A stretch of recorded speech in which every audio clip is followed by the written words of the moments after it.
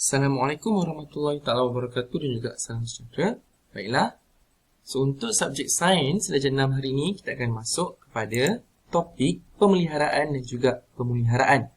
Okey, di mana dalam tajuk ni awak akan belajar tentang maksud kepupusan, maksud diancam kepupusan, apakah contoh-contoh haiwan yang dah pupus, okey, haiwan yang hampir pupus.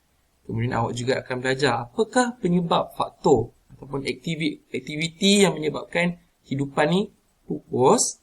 Okey, dan seterusnya awak akan belajar tentang langkah pemeliharaan dan juga pemeliharaan. Apakah maksud pemeliharaan dan juga pemeliharaan? Okey. So, kita pergi kepada yang pertama, maksud. Apakah yang dimaksudkan dengan kepupusan? So, bila jumpa saja perkataan pupus, pupus bahasa mudah dia adalah dah tak wujud lagi. Dah tak ada langsung dekat muka bumi. So, kepupusan bermaksud lenyap. Sesuatu hidupan tu lenyap. Okay, bila kata lenyap, maksudnya hilang dan kita takkan jumpa lagi dekat mana-mana muka bumi. So, itulah maksud kepupusan. Okay, hilang dan juga lenyap. Tiada lagi di bumi. Okay, itulah maksud kepupusan. Senang cerita, lenyap dah tak ada lagi. Extinction. Okay. So, macam mana kita nak tahu, Ustaz, macam mana kita boleh tahu? Habis kalau betul haiwan tu, kalau haiwan tu dah tak wujud, dah tak ada dekat muka bumi ni, macam mana kita boleh tahu dia pernah ada? Senang saja. Okey. Biasanya, apa yang saintis dan juga ahli sejarah akan buat, okey, macam mana kita nak tahu kewujudan haiwan ni? Okey, bukan Ustaz. Okay, biasanya, diorang akan tahu yang pertama melalui kajian. Okey, kajian sejarah.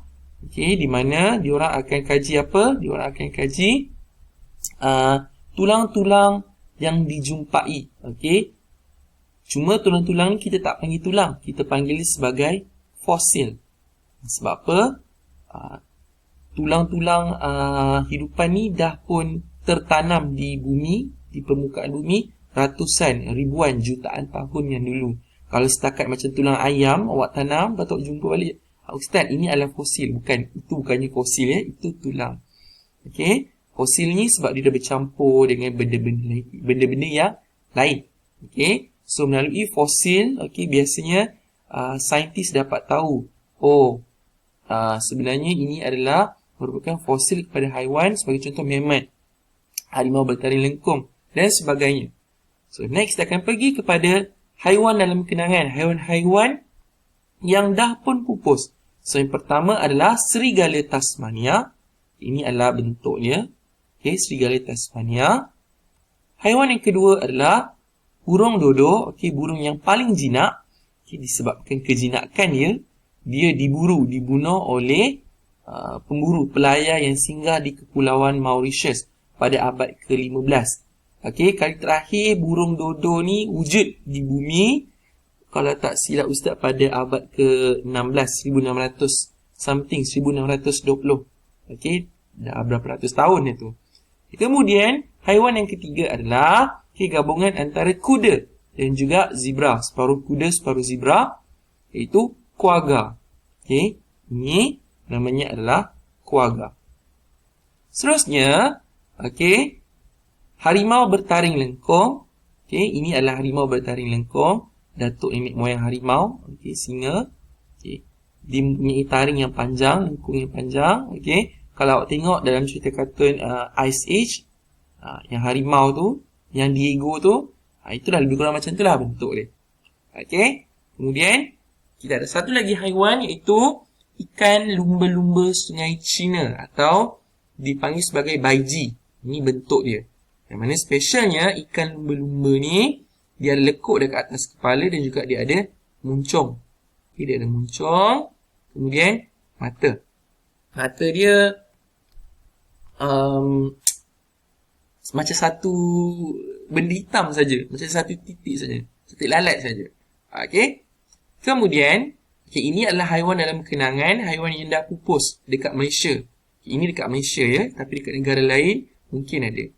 Okay, badak sumbu Sumatera, yang ini badak sumbu Sumatera ni baru saja diisytiharkan pupus di Malaysia pada tahun 2019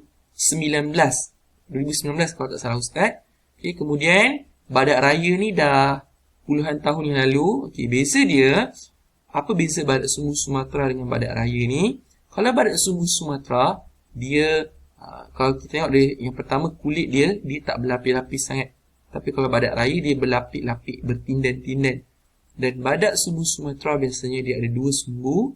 Kalau badak raya biasanya dia ada 1 sumbu dan sumbu dia kecil sahaja. Dan badak raya ni adalah spesies dalam keluarga badak, dia yang paling kecil sekali, paling comel. Okey. Kemudian kita akan pergi kepada maksud terancam. So, apakah yang dimaksudkan dengan terancam? So, bila kita jumpa saja perkataan terancam, terancam bermaksud sesuatu hidupan, sama ada haiwan atau tumbuhan, hampir pupus, di mana bilangan spesies dia semakin berkurang. Maksudnya, dia ada. Dia masih ada, tapi sedikit. Maksudnya jumlah dia dah tak banyak. Okey. Tapi lama-lama dia boleh jadi pupus tak? Boleh. Sebagai contoh macam tadi. Badak sumbu ni. Sebelum 2019 ada dalam 3 ekor dekat Malaysia, dekat zoo. Tapi lama-lama dah mati disebabkan oleh sakit dan sebagainya. Okey. Dia pun dah tak ada tempat untuk hidup ke hutan. Okey. So, seterusnya kita akan pergi kepada contoh hidupan yang terancam. Okey, kita akan pergi kepada fauna dulu. So, apakah yang dimaksudkan dengan fauna? Fauna ni adalah haiwan. Fauna ni maksudnya adalah haiwan. Antara contoh fauna atau hidupan haiwan yang terancam adalah kita ada dugong, penyu, gajah, kita ada harimau, kita ada tapir dan juga orang hutan. Manakala flora, kalau flora ni pula adalah tumbuhan, pokok-pokok, bunga dan sebagainya. Flora adalah tumbuhan. Yang mana contoh flora yang terancam adalah periuk kera, Rafflesia atau nama lain untuk bunga Rafflesia adalah bunga pakma. Bunga pakma. Kacip Fatimah, tongkat Ali, meranti dan juga merbau. Meranti dengan merbau ni biasanya ditebang untuk pembalakan. So, untuk buat perabot lah, untuk buat rumah dan sebagainya. Kalau kacip Fatimah dan tongkat Ali ni biasanya untuk tujuan perubatan, untuk dijadikan sebagai ubat. Kalau penyu kenapa dia boleh terancam? Sebab dia mungkin satu diburu, ataupun dia terperangkap di jaring. Di mana bila dia dekat jaring nelayan tu, dekat laut tu, bila dia terperangkap di jaring nelayan tu, lama-lama dia tak dapat melepaskan diri, lama-lama dia akan mati. Dan ataupun yang ketiga disebabkan oleh sampah. Bila kita buang sampah, penyu ni bukan macam manusia. Dia tak mampu nak bezakan makanan dia makan bobo ke plastik ke, pada dia sama saja. So dia akan telan saja. So bila dia telan plastik, dia tak mampu nak hadam, dia akan mati. Kalau gajah diburu untuk mendapatkan gading, harimau diburu untuk mendapatkan kulit, taring, daging dan sebagainya, untuk dijadikan perhiasan dan sebagainya. Kalau tapir dengan orang hutan ni, dia hampir terancam disebabkan oleh habitat dia. Habitat dia dimusnahkan. So, bila awak jumpa habitat ni maksudnya adalah tempat tinggal asal haiwan. Tempat tinggal haiwan dan juga tumbuhan. Tempat tinggal asal haiwan dan juga tumbuhan. So, next kita akan pergi kepada faktor. Apakah yang menyebabkan haiwan-haiwan yang Ustaz nyatakan tadi diancam kepupusan? So, ada 3. Yang pertama disebabkan oleh aktiviti manusia, disebabkan kita sendiri. Yang kedua disebabkan oleh pencemaran. Dan yang ketiga disebabkan oleh bencana alam. So, apakah antara contoh aktiviti manusia? Pertama, penerokaan hutan tidak terancam, pemburuan haram, pembangunan, manakala untuk pencemaran, pembuangan sampah, pembakaran hutan, dan tumpahan minyak. Manakala bencana alam, sebagai contoh bencana yang biasa terjadi adalah banjir, gempa bumi, ribut taufan dan puting beliung. Okey. Kalau aktiviti manusia ni, biasanya apa yang manusia buat, ini Ustaz bagi penerangan umum je lah Okay, kalau ada masa Ustaz akan terangkan secara detail. So, untuk aktiviti manusia, biasanya manusia ni akan tebang pokok-pokok yang ada dekat hutan. Okay, kawasan. Hutan ni adalah kawasan untuk tumbuhan dan juga haiwan. So, bila diorang tak ada tempat tinggal, lama-lama diorang akan mati. Okay, kalau pemburuan haram, diburu sebagai contoh harimau, gajah tadi diburu. Okay, untuk dijadikan sebagai perhiasan dan sebagainya. Okay. Pencemaran. Kalau pencemaran, sebagai contoh, awak buang sampah merata-rata, hidupan laut ni, hidupan air ni, dia akan mati. Okay, tumpahan minyak. Macam mana tumpahan minyak boleh menyebabkan pencemaran? Sebab minyak yang tumpah di atas permukaan air akan menghalang udara daripada masuk. So, bila udara tak dapat masuk, haiwan dan juga hidupan dalam air, dia tak dapat bernafas, dia akan mati. Okay. Kalau bencana alam, okay, kenapa boleh menyebabkan kepupusan? Sebab haiwan tak boleh melarikan diri. Seterusnya kita pergi kepada langkah pemeliharaan. So, bila awak jumpa pemeliharaan, ingat, saya bulatkan siap-siap. E. Pemeliharaan maksudnya kekal. So, pemeliharaan adalah langkah di mana kita nak kekalkan keadaan atau habitat asal haiwan dan juga tumbuhan untuk elakkan kemusnahan. Okay, itu adalah maksud pemeliharaan. Kita kekalkan keadaan asal. Okay, manakala pemeliharaan, huruf U untuk pulih. So, kita kembalikan haiwan dan juga tumbuhan kepada keadaan asal. Sebagai contoh, kalau ada haiwan yang tercedera, orang hutan yang tercedera kan, kita bawa dia dekat satu kawasan yang khusus, okay, kita jaga dia.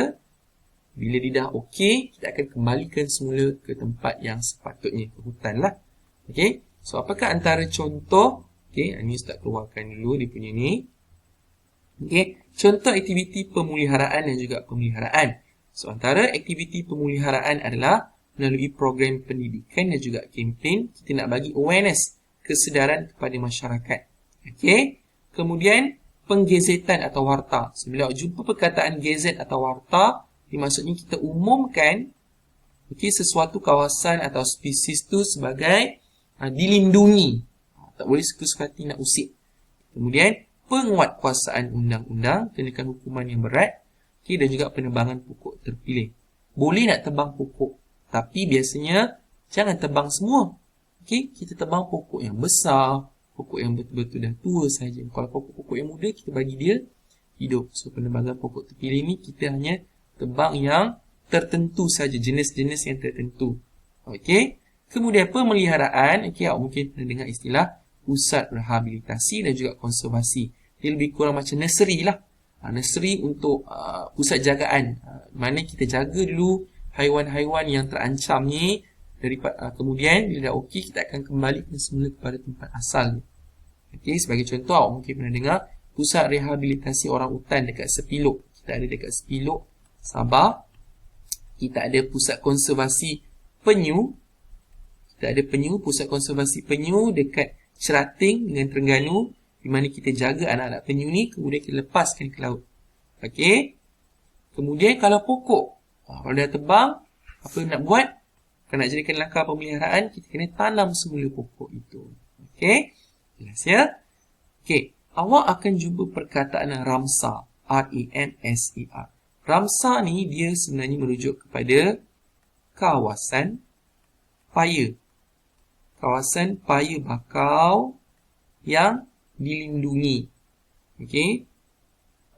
Di mana pokok-pokok bakau ni biasanya ditebang, dimusnahkan sebab untuk pembangunan, untuk buat perabot dan sebagainya. Itu saja pembelajaran untuk hari ini, pemeliharaan dan juga pemeliharaan. Ringkas saja. InsyaAllah kalau di sekolah nanti Ustaz akan terangkan dengan lebih lanjut secara lebih detail. Ini nak bagi awak faham secara asas, basic saja. So sekian saja kelas untuk hari ini. Assalamualaikum warahmatullahi wabarakatuh.